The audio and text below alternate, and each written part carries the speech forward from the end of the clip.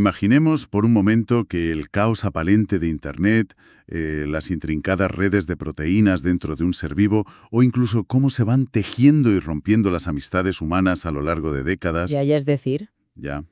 Imaginemos que todo eso pudiera predecirse. Que todo ese ruido inmenso pudiera resumirse en una simple cuadrícula matemática que crece inexorablemente con el tiempo. Un saludo muy cordial y la más cálida de las bienvenidas a quienes nos escuchan hoy. Hola a todos. Apreciamos enormemente la curiosidad que demuestran al unirse a este análisis a fondo. Nuestra misión aquí, como siempre, es desentrañar investigaciones complejas para extraer ese conocimiento que, de repente, cambia nuestra forma de ver el mundo. Y hoy tenemos entre manos una investigación teórica de Yukio Hayashi titulada, y ojo al título, Comportamiento asintótico de los grados de los nodos en el promedio de conjunto de la matriz de adyacencia. Un título que, reconozcámoslo, asusta un poco de entrada. Asusta bastante, las cosas como son. Pero la premisa que esconde es monumental. Lo que se propone aquí es un marco matemático nuevo. Básicamente, promediar unas matrices enormes antes de hacer cálculos, todo para predecir cómo crecen estas redes complejas. Eso es. Ahora bien, y aquí adopto mi postura más escéptica para empezar. Estamos en la era del Big Data. Vivimos rodeados de interacciones humanas, tecnológicas, biológicas, que son salvajemente impredecibles. Hablando en plata, ¿no resulta un poco ingenuo o demasiado simplista intentar reducir el comportamiento de toda una sociedad a unas abstracciones matemáticas y unos promedios fríos en una hoja de cálculo? Pues es un escepticismo absolutamente necesario. De hecho, es la primera barrera mental que hay que derribar al acercarse a la física estadística. Claro. Pero la genialidad de este enfoque no es que ignore la complejidad del mundo real o el libre albedrío de, digamos, una conexión individual. Más bien busca un nivel de abstracción estructural. A lo largo de este análisis intentaré demostrar que esta abstracción matemática es precisamente la llave maestra. La única forma de abarcarlo. Exacto, es la única herramienta que permite resolver problemas que analíticamente, a mano, serían imposibles. Bajo el aparente caos de quién sigue a quién en redes sociales, existen reglas universales de crecimiento. Pero para entender esto, primero tenemos que diseccionar la anatomía misma de las redes y su mayor talón de Aquiles, que son los famosos hubs o nodos centrales. Sí, el concepto de las redes libres de escala, las Scale Free Networks. Para que quienes nos escuchan puedan visualizar esto de forma súper nítida, imaginemos el mapa mundial de aeropuertos internacionales. En esta red tenemos una cantidad inmensa de nodos de bajo grado, es decir, aeropuertos regionales pequeñitos que reciben 1 o 2 vuelos al día. Sí, la gran mayoría de las redes así, de hecho. Pero en el otro extremo tenemos unos pocos nodos hiperconectados, los hubs. Siguiendo con la analogía, serían megaaeropuertos como Heathrow en Londres o el de Atlanta. Claro. O si nos vamos a las redes sociales, es la diferencia entre un usuario medio con 300 seguidores frente a grandes influencers con 50 millones. La distribución de estas conexiones sigue lo que matemáticamente se llama una ley de potencias. Y esto crea una vulnerabilidad extrema, ¿verdad? Totalmente. Porque si un fallo aleatorio apaga un aeropuerto regional, no pasa nada. Pero si un ataque malicioso tumba Heathrow o tumba los servidores principales de una red de telecomunicaciones, el sistema entero colapsa en horas. Y esa es la fragilidad inherente a la que nos enfrentamos a diario en infraestructuras críticas. Y aquí es donde la investigación empieza a hilar fino, porque establece una diferenciación muy detallada. Fíjate, no todas las redes libres de escala son iguales por dentro. Se dividen fundamentalmente en dos grandes familias, que son las redes asortativas y las disasortativas. Vamos a desgranar eso, porque los términos tienen tela. Sí, los nombres imponen, pero el concepto es muy intuitivo. Las redes asortativas son aquellas donde los nodos buscan conectarse con otros que tienen un nivel de influencia o grado similar. Vale. Piensa en las redes de coautores de artículos científicos en la academia o los actores de Hollywood. Es estadísticamente muy probable que los científicos con muchas publicaciones y premios colaboren entre ellos. Y los novatos con los novatos. Exactamente. Esto genera lo que se denomina correlaciones de grado positivo. Los iguales atraen a los iguales. Eso es. Por el contrario, las redes disasortativas muestran una tendencia diametralmente opuesta. Aquí los nodos con muy pocas conexiones tienden a engancharse directamente a los grandes hubs. Como Internet. Internet es el mejor ejemplo, sí. O la World Wide Web. Tu ordenador personal, que es un nodo con poquísimas conexiones, se conecta directamente a los servidores gigantes de Google. También ocurre en las redes de interacción de proteínas o en las cadenas tróficas, y esto genera correlaciones de grado negativo. Y aquí llegamos a uno de los puntos que me ha parecido más fascinantes de toda la documentación. El hallazgo de la estructura de cebolla. La onion-like structure, sí. Resulta que si una red logra desarrollar esta forma de cebolla, combinada con esas conexiones asortativas de las que hablabas, consigue una robustez casi mágica contra los ataques maliciosos a los hubs. Es un mecanismo de defensa espectacular de la propia topología de la red. Es como si la red creara anillos o capas protectoras concéntricas. Si atacas el centro, las capas exteriores están tan bien interconectadas entre sí que la información encuentra otro camino para seguir fluyendo. Pero ojo con esto, porque vuelvo a mi trinchera crítica. A ver, dispara. Clasificar el mundo de manera tan binaria, o es asortativo o es disasortativo, no es peligroso. Las relaciones humanas cambian cada semana. Internet sufre caídas locales y se reconfigura constantemente. Buscar solo una macro tendencia estática parece que borra de un plumazo todas esas fluctuaciones a corto plazo del mundo real. Es un dardo muy bien tirado, la verdad. Es obvio que las fluctuaciones a corto plazo existen y son caóticas, pero la postura aquí es que buscar patrones macroscópicos a largo plazo es una cuestión de supervivencia estructural. A largo plazo, el ruido de esas microfluctuaciones se promedia y desaparece. Y queda el esqueleto. Exacto. Revela la verdadera columna vertebral de la red, su esqueleto asintótico. Es decir, cómo se comporta esa red cuando el tiempo y el tamaño tienden al infinito. Si vas a diseñar una red eléctrica nacional, no te importa si un router falla 5 minutos un martes.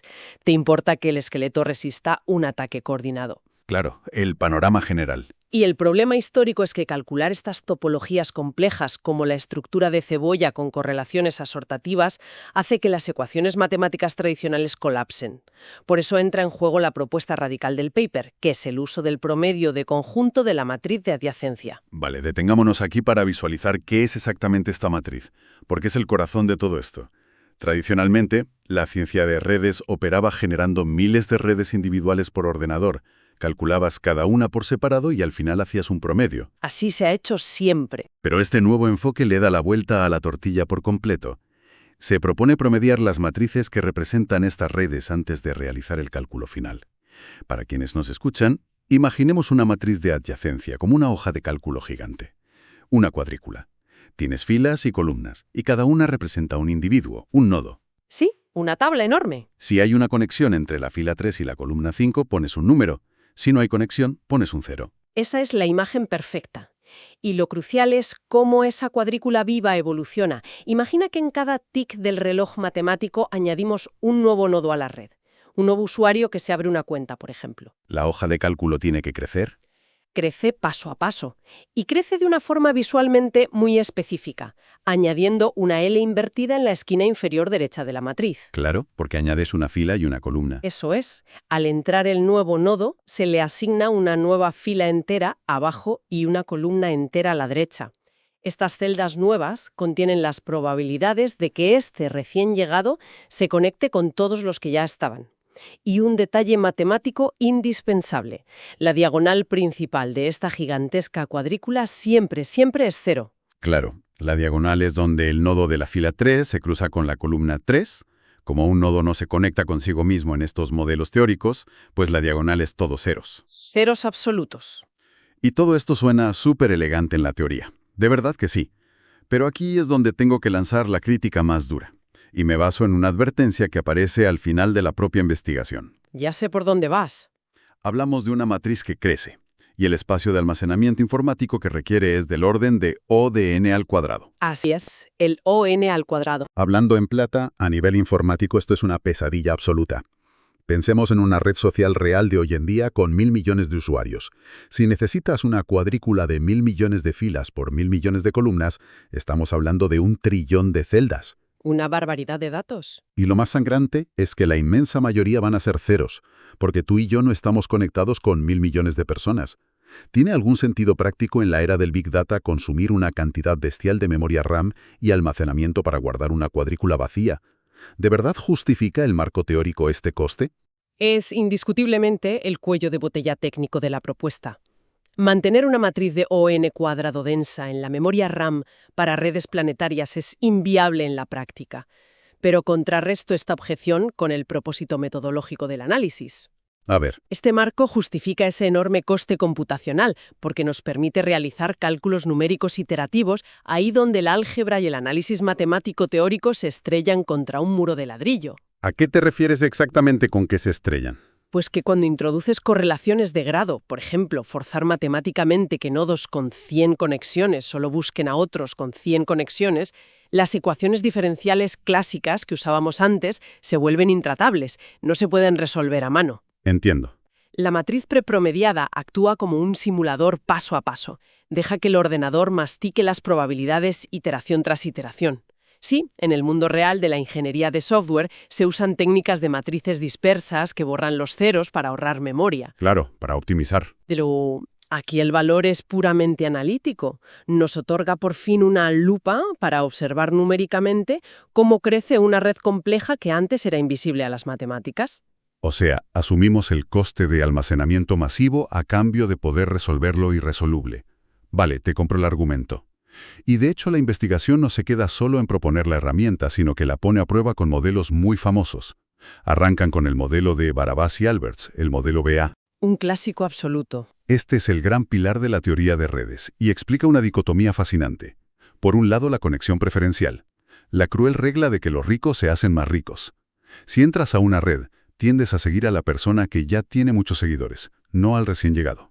Es el magnetismo del hub, sin duda. Y esto desemboca en una distribución de ley de potencias de k elevado a -3.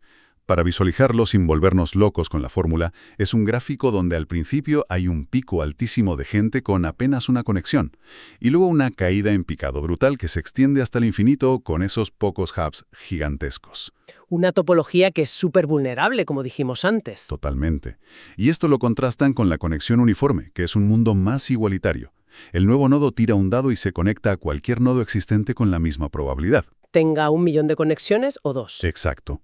Y el resultado visual cambia radicalmente. Pasamos de esa caída en picado a una distribución exponencial, una curva mucho más suave. Y lo importante de esta sección es que, al aplicar la matriz al modelo BA, los resultados numéricos encajan a la perfección con la teoría. Es la prueba del algodón. Pero donde verdaderamente se meten en aguas profundas es al aplicar la matriz al modelo de divergencia-duplicación, el modelo DD. Aquí entramos en territorio biológico puro. Sí. Este modelo es vital para comprender las redes de interacción de proteínas en la biología evolutiva. El mecanismo es ingenioso. Imagina la red de proteínas. En cada paso temporal, un gen se duplica y genera una nueva proteína. Este nodo recién nacido se une a la red conectándose a los vecinos de un nodo elegido al azar. Sería como heredar las conexiones de tu nodo padre, digamos. Exactamente. Pero para simular la evolución se introduce una probabilidad de borrado, la letra griega delta. Con esa probabilidad, algunos enlaces heredados se eliminan aleatoriamente. Vale, entiendo el mecanismo de heredar y borrar. Pero aquí me saltan todas las alarmas otra vez. Leyendo el texto minuciosamente, el autor admite que para poder aplicar su matriz a este modelo biológico, ha tenido que eliminar un factor de la ecuación original, las mutaciones. Sí, las elimina explícitamente. Dice que lo hace, cito, para simplificar la discusión. A ver, un momento. Estamos hablando de la evolución de las proteínas. Las mutaciones no son ruido de fondo que puedes barrer debajo de la alfombra, son el motor de la evolución misma. Si le quitas las mutaciones a un modelo biológico para que las matemáticas cuadren, ¿no invalida esto por completo el modelo para los biólogos? Es una reacción súper comprensible. Desde una óptica de biología de laboratorio, eliminar mutaciones parece un pecado capital. Ya te digo. La estadística. Simplificar variables así no es hacer trampa. Es un paso necesario y muy elegante para aislar una señal oculta entre el ruido. Al eliminar las mutaciones transitorias, lo que busca es dejar al descubierto una propiedad matemática fundamental, algo que bautiza como el ordenamiento invariable. El ordenamiento invariable. Explícanos esto, porque suena a ley inmutable. Es un principio precioso. Dicta que, a pesar de que el crecimiento de una red sea en gran parte aleatorio, los nodos que llevan más tiempo en la red tienden sistemáticamente a tener más enlaces en promedio que los nodos más jóvenes. La antigüedad es el mayor predictor de conexiones. O sea, el tiempo es el rey. El tiempo es el rey, exacto, y al limpiar el modelo de mutaciones aleatorias, logra derivar matemáticamente de forma pura que el grado promedio de un nodo crece en función del tiempo elevado a 1 menos delta. Eso es, incluso aportan gráficos mostrando líneas perfectamente paralelas a lo largo del tiempo. Lo que demuestran es que el orden jerárquico de quien tiene más conexiones se mantiene inquebrantable desde el principio de los tiempos. Y para probar esta ley universal de forma irrefutable, necesitaban un entorno matemáticamente aséctico. Visto así, es como querer demostrar la ley de la gravedad en un tubo de vacío, ignorando la resistencia del aire al principio para que las fórmulas encajen. Tienes que aislar la variable. Esa es la comparativa exacta. Vale. Una vez establecido este marco puro, la investigación avanza hacia el escenario definitivo y más complejo de todos, el modelo de copia, pero inyectándole una dosis de homofilia. Este es el clímax absoluto del documento. El modelo de copia básico es parecido al biológico. El nuevo nodo se conecta a alguien al azar y también a los amigos de ese alguien con la probabilidad de 1 menos delta. Pero la magia ocurre cuando le metemos esa homofilia, que es la tendencia intrínseca a relacionarnos con nuestros iguales. Y lo hacen con una función matemática concreta, que es f de x, y igual a 1 partido por 1 más a por el valor absoluto de x menos y. Sí, parece un trabalenguas. Vamos a traducir esta fórmula al lenguaje terrícola porque es brutal. La clave aquí está en el denominador, en la parte de abajo de la fracción. Tenemos el valor absoluto de x menos y. Esas letras representan la cantidad de conexiones de dos nodos distintos. Exacto. Imagina que tú tienes 1 millón de seguidores y yo tengo 10. La diferencia entre nosotros, esa resta, es inmensa. Por lo tanto, el número de abajo en la fracción se vuelve un número gigantesco. Y si divides 1 entre un número gigantesco, La probabilidad resultante cae en picado, se acerca a 0. La fórmula te está diciendo que la posibilidad matemática de que tú y yo interactuemos es nula, forzando así a que el sistema busque activamente que los nodos se relacionen solo con otros nodos de su mismo nivel de influencia. traducido a la vida real, esta fórmula es la descripción matemática más perfecta y cruda que he visto de las cámaras de eco o las burbujas en Internet. Lo vemos cada día en redes sociales. Totalmente. Los usuarios de un cierto estatus social o con una ideología concreta se acaban aislando. Terminan interactuando exclusivamente en un círculo cerrado de iguales, ignorando al resto de la red. Me fascina que un comportamiento humano tan moderno y polarizante pueda ser capturado con una fracción tan aparentemente sencilla. Es una analogía magistral, fíjate. Y aquí es donde la investigación canta victoria. Gracias a que tenemos esa enorme matriz haciendo cálculos numéricos iterativos, millonésima a millonésima de segundo, se logra demostrar empíricamente algo extraordinario. Al inyectar esta homofilia, la red sufre una metamorfosis. ¿Cambia por completo? Ya no es una red libre de escala, frágil, regida por una ley de potencias. La distribución matemática se aplana, cambiando hacia un formato exponencial representado por e elevado a menos beta por k. Y lo más impresionante, a través de esos atajos y conexiones exclusivas entre iguales, la red se autoorganiza, paso a paso. Hasta formar esa estructura ultra robusta de la que hablábamos, la estructura tipo cebolla. Exactamente. La estructura de cebolla emerge de manera natural de la propia matemática de la homofilia. Rastrear este cambio topológico dinámico, ver cómo las piezas encajan solas hasta formar un escudo protector, era algo considerado casi imposible de calcular. El marco propuesto con la matriz lo logran numéricamente. Madre mía. Bueno, creo que es imperativo hacer una pausa y recapitular para asentar la inmensa cantidad de conceptos que hemos puesto sobre la mesa. Si tuviéramos que destilar este análisis a fondo en 3 grandes conclusiones para nuestra audiencia, serían estas. Primera, el salto metodológico. Ha quedado clarísima la diferencia entre analizar redes caso por caso frente a usar un promedio de conjunto de la matriz de adyacencia desde el minuto 1. A pesar del coste de memoria, abre puertas matemáticas increíbles. Puertas que llevaban décadas cerradas. Segunda conclusión, la anatomía de la vulnerabilidad. Hemos desgranado por qué las redes dominadas por grandes hubs son frágiles y cómo la autoorganización en una estructura de anillos tipo cebolla nos brinda el blindaje perfecto. Y la tercera conclusión, que para mí es la más poética, el ordenamiento invariable. En el fondo de este caos de datos, el tiempo impone su ley y garantiza a los nodos más antiguos la cúspide de la jerarquía. Un resumen quirúrgico y muy acertado. Y justo tirando de ese hilo, de cómo las matemáticas describen nuestro mundo, quiero plantear una última reflexión para quienes nos escuchan. Algo para masticar mentalmente. A ver, cuéntanos. Sí, como acabamos de demostrar matemáticamente, una red necesita desarrollar homofilia y una estructura de cebolla para ser invulnerable a ataques. ¿Qué nos dice esto sobre nuestras propias redes sociales humanas? Constantemente nos quejamos de que la sociedad tiende a dividirse en cámaras de eco, donde solo hablamos con los que piensan igual que nosotros. Lo etiquetamos como un fallo del sistema. Sí, una debilidad de la sociedad moderna. Pero a la luz de los cálculos de Hayashi, ¿no cabría la posibilidad de que esta tendencia a aislarnos con nuestros iguales sea en realidad un mecanismo de defensa matemática preprogramado en la naturaleza de cualquier red? ¿Una estrategia inconsciente para evitar que nuestras comunidades colapsen por completo cuando perdemos a figuras clave? Es una pregunta que te deja sin palabras. Básicamente nos obliga a mirar cómo nos relacionamos con nuestros amigos y vecinos a través de un prisma completamente nuevo. La sociología mirándose en el espejo de la física estadística. Tremendo. Es fascinante, sin duda. Con este pensamiento tan provocativo, es hora de poner el punto final y despedir este análisis a fondo. Queremos agradecer de corazón a nuestra audiencia por acompañarnos a través de los áridos pero fascinantes cimientos matemáticos de nuestro mundo hiperconectado. Como siempre, les animamos a seguir observando su entorno con curiosidad despierta y a continuar cuestionando las complejas y casi siempre invisibles estructuras que nos rodean. Hasta la próxima inmersión.